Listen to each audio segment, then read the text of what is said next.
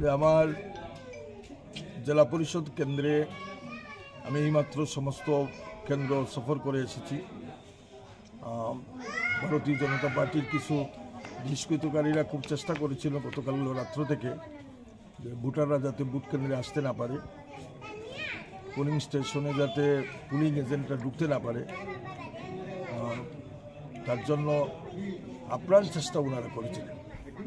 যদিও গতকালের রাত্রে মন্ডল সভাপতিকে শুনেছি যে রাঙ্গাউটি থেকে এলাকার জনগণ খুব ওখান থেকে তাড়িয়ে দিয়েছেন এবং আরও ভারতীয় জনতা পার্টির বেশ কিছু নেতা বিভিন্ন এলাকায় ঘুরতে গিয়েছিলেন। ওনাদের উপরে এলাকায় তরফ থেকে প্রচণ্ডভাবে চিৎকার চেঁচামেচি হয়েছে, যার কারণে ওরা এখান থেকে পালিয়ে শহরে যেতে হয়েছে।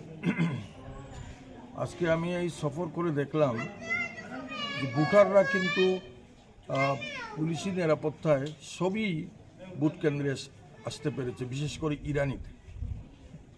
ইরানিরা যে করা পশ্চিমে যে করা সব এলাকায়।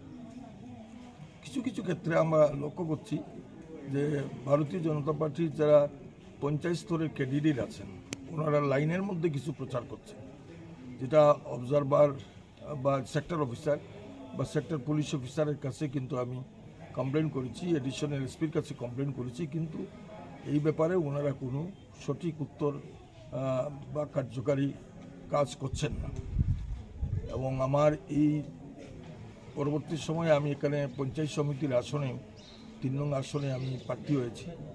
3 নং আসনে আমার যে 2টি গ্রাম পঞ্চায়েত, এখানে 6টা পোলিং স্টেশন, সেই 6টা পোলিং স্টেশনেও খুব ভালো বুথ পড়ছে, এখানে কোনো সমস্যা নেই, যে যার বুথ যাকে খুশি তাকে দিতে পারছে এবং উৎসব মেজাজে এখানে বুথ চলছে।